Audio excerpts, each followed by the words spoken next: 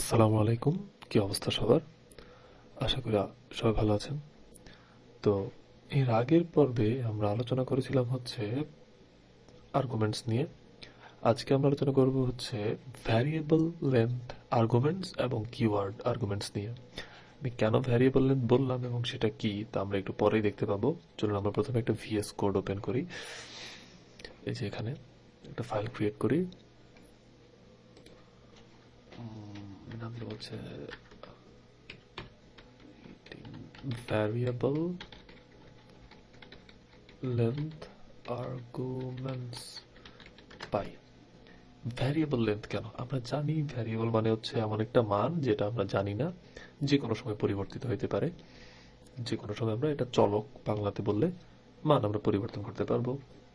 এ সমান সমান ভ্যারিয়েবল 2 দিতে পারবো, কাইটা আবার 5 দিতে পারবো, আবার ইচ্ছে হলে 10 দিতে পারবো। আলটিমেটলি আমরা জানি না যে হচ্ছে আমাদের ভ্যারিয়েবলটার মান কত হইতে পারে। তো ভ্যারিয়েবল লেন্থ আর্গুমেন্টস এরকম যে আমরা জানি না ঠিক আমাদের কতগুলা আর্গুমেন্টস হইতে পারে, একটা দুইটা পাঁচটা 10টা। আপনি খেয়াল করবেন, আপনি যখন ক্যালকুলেটরে যোগ করেন তা আপনি কিন্তু ক্যালকুলেটর কিন্তু জানে না যে হচ্ছে আপনি একের পর এক কতগুলা হচ্ছে আপনি সংখ্যা দিবেন। সে কিন্তু আলটিমেটলি যোগ করে দেয়। এখন আমরা আগে যেভাবে হচ্ছে দেখেছিলাম যে যেভাবে আমরা যোগের একটা ফাংশন লিখতে পারি যে হচ্ছে def add A comma B, এখানে কিন্তু আমরা দুইটার বেশি ভ্যারিয়েবলকে যোগ করতে পারবো না। তো এইটা হইলে তো আমাদের প্রোগ্রামটা এফিশিয়েন্ট হইতেছে না। এখন আমাদের এমন একটা ফাংশন আমাদেরকে বানাইতে হবে যেটা হচ্ছে এরকম, ইউজার যদি আমাকে 100টাও দিয়ে দেয়, আমি তো জানি না কার মন কখন কি হয়, কখন হচ্ছে সে কয়টা ইনপুট দেয়। এখন অনেকে হইতে পারে হচ্ছে বাজার করতে গেছে, তার 5টা আইটেম যোগ করবে, কেউ আবার 10টা আইটেম যোগ করবে, কেউ 20টা আইটেম যোগ করবে। তখন আমি তো প্রত্যেকটার জন্য বারবার বারবার হচ্ছে একটা 5টা আইটেমের জন্য একটা হচ্ছে ফাংশন, 6টা আইটেমের জন্য ফাংশন, 7টা আইটেমের জন্য একটা ফাংশন, এরকম এরকম করলে তো আমার আসলে জিনিসটা এফিসিয়েন্ট হবে না, খুবই রিডান্ডেন্সি হয়ে যাবে, বিরক্তিকর হয়ে যাবে।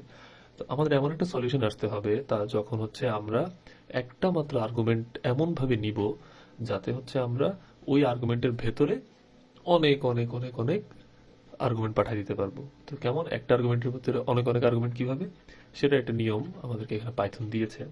সেটা আমরা হচ্ছে লিখি হচ্ছে এভাবে, আর্গ লিখবো, আর্গস, এ ফর আর্গ, আর্গ হচ্ছে সিঙ্গুলার ফর্ম, এরপরে দিব এস, আর্গস। এখন এটাকে হচ্ছে যে এটাকে আমি পাইথনকে বোঝানোর জন্য, এটা বোঝানোর জন্য যে হ্যাঁ এই আর্গস নামক যে জিনিসটা, এটার ভেতরে হচ্ছে একাধিক আর্গুমেন্ট আসতে পারে, 1 2 3 4 5 6 7 8 করে অনেকগুলো আর্গুমেন্টস আসতে পারে, তখন আমরা একটা স্টার সাইন দিয়ে দিব। এখন এই স্টার সাইন দেওয়ার কিন্তু ম্যান্ডেটরি, কিন্তু এই ভ্যারিয়েবলের নাম যে আর্গস দিতে হবে এমন না। আমি দিতে পারি হচ্ছে যে আইটেমস, আমি দিতে পারি হচ্ছে যে প্রোডাক্টস, তো এরকম আমি দিতে পারি, কিন্তু আর্গসটা হচ্ছে কনভেনশন, সবাই ব্যবহার করে। তো এরকম একটা ফাংশন যখন আমরা লিখবো, তখন হচ্ছে আমরা রিটার্ন, আমি এখন আপাতত পাস দিয়ে দিব, আচ্ছা আমি প্রিন্ট দিয়ে দিব হচ্ছে আর্গস, ঠিক আছে।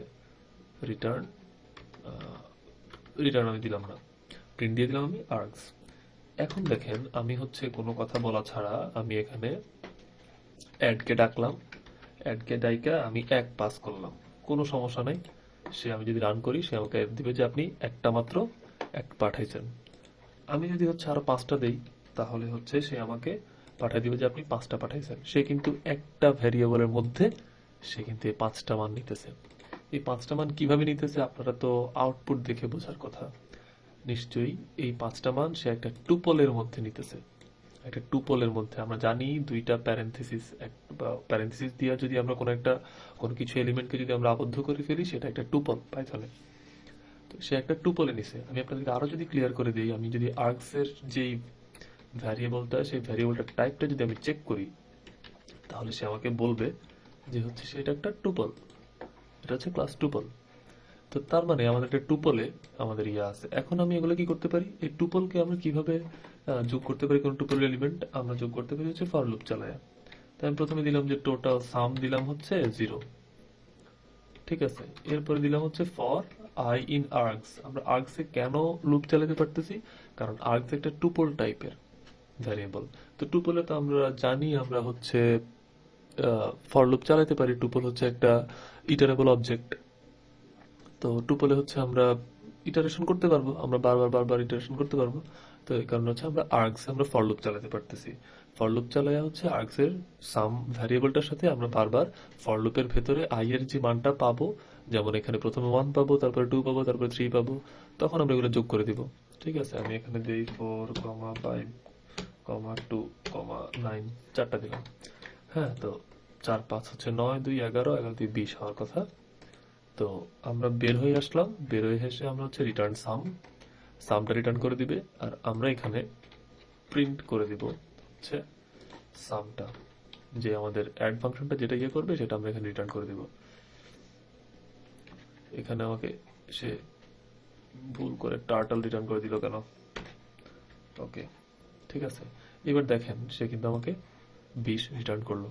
তো এই যে একটা স্টার দিয়ে আর্গস, আমি যদি এখানে বললাম, আমি যদি এখানে ইয়ে দেই, সাপোজ হচ্ছে আইটেমস দেই, সেটা কোনো ফ্যাক্ট না, কিন্তু স্টার আমাকে দিতে হবে, স্টার আমাকে দিতেই হবে, সরি।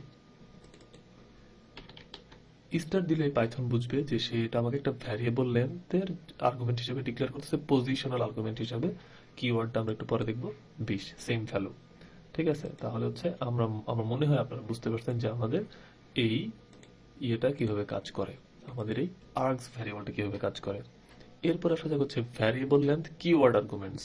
তার মানে কনসেপ্ট সেম, যে কতগুলো কিওয়ার্ড আর্গুমেন্টস আসবে। কিওয়ার্ড আর্গুমেন্টস কোনগুলো?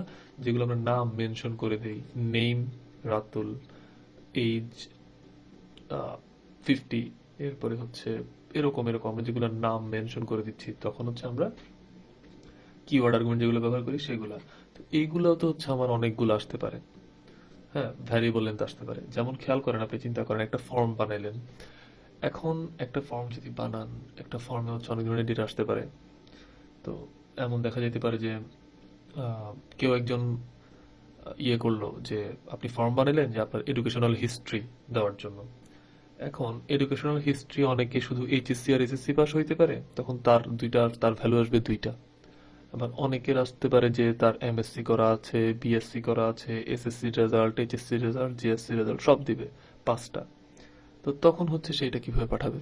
তখন তো তার 5টা। তো তখন আমাদের এই ভ্যারিয়েবল লেন্থ কিওয়ার্ড আর্গুমেন্টস লাগবে যে হ্যাঁ, এইচএসসি রেজাল্ট এটা, এসএসসি রেজাল্ট এটা মেনশন করে দিতে হবে। এসএসসি ইজ ইকুয়াল টু এত, 5, এইচএসসি 5, বিএসসি এমএসসি ব্লা ব্লা এইভাবে।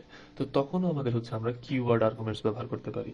তো এই কিওয়ার্ড আর্গুমেন্টস ব্যবহার করার নিয়মও সেম, কিওয়ার্ড আর্গুমেন্টস ব্যবহার করার নিয়মও সেম। তো আমি একটা কিওয়ার্ড আর্গুমেন্টস হচ্ছে কিভাবে লিখবো, আচ্ছা, রেজাল্টস হচ্ছে দিব, তখন আমরা ডাবল স্টার দিতে হবে, কোয়ার্ডস প্রিন্ট কোয়ার্গস। তো আমি হচ্ছে ধরেন আমি ইয়ে করি, তো রেজাল্টস আমি হচ্ছে দিলাম বিএসসি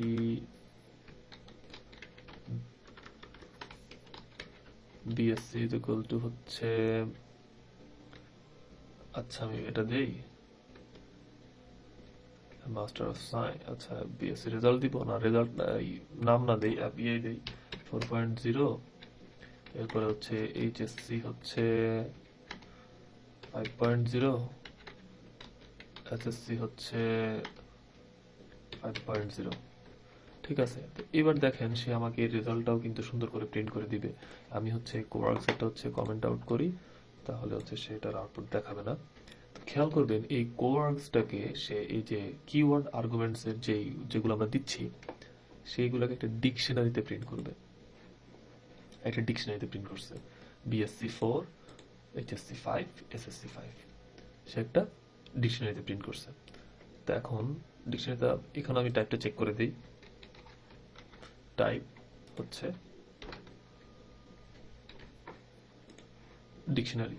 তো এইটা হচ্ছে কিওয়ার্ড আর্গুমেন্টস এর কনসেপ্ট। এখন একইভাবে আমরা ডিকশনারিতে তো চাইলে ফর লুপ চালাতে পারি।